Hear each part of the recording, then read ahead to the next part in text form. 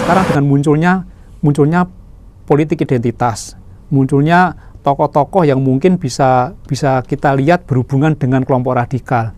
Ini kan bukti juga bahwa misalnya parpol itu gagal melakukan kaderisasi, gagal menciptakan tokoh yang menjadi negarawan.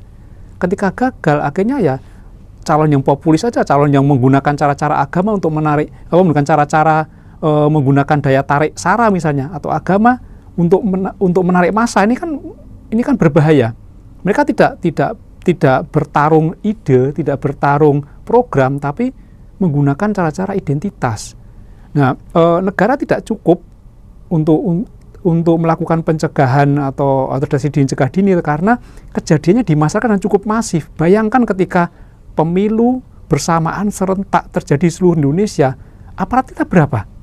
Aparat keamanan, aparat intelijen, TNI Polri itu berapa? Itu nggak cukup itu loh. Makanya kalau tidak ada kesadaran dari masyarakat, tidak ada filosofi intelijen di setiap masyarakat, ancaman ini bisa terjadi. Bagaimana menanamkan filsafat atau filosofi intelijen dari Bapak Jenderal A.M. Hendro Priyono dalam kaitannya dengan mitigasi atau penanganan terhadap politik identitas tersebut? Ya paling simpel adalah kenali ancaman. Pemerintah menunjukkan kepada masyarakat sosialisasi bahwa pemilu itu harus bertarung ide, bertarung program, jangan menggunakan politik identitas. Ini kan suatu ancaman kan, disampaikan ini ancaman-ancaman yang akan terjadi, bagaimana bahayanya, sehingga masyarakat tahu, oh ini bahaya, ancaman kalau dilakukan. Jadi masyarakat bisa mendeteksi sejak dini, oh ini kok ada kelompok yang menggunakan isu-isu sara, ini nggak baik, ini ancaman. Masyarakat punya proaktif untuk melakukan atau melaporkan misalnya. Jadi memang masyarakat dibekali kemampuan untuk berpikir intelijen. Oke Pak, terkait dengan tindakan hukum yang dilakukan oleh Polri, misalnya kelompok atau individu yang membuat pernyataan yang mengarah kepada menguatnya politik identitas.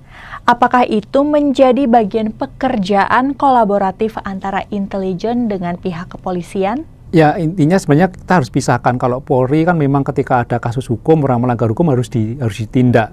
Cuman memang Polri harus, saya lihat hati-hati sekali, karena ada kelompok-kelompok tertentu yang ketika dilakukan tindakan akan membenturkan Polri dengan isu agama. Ini kan masalah agama, kenapa ditindak misalnya seperti itu kan. Ini harus hati-hati. Nah, cenderung ketika orang yang tidak tahu, masyarakat akan membela. Wah ini disolimi, oh ini apa.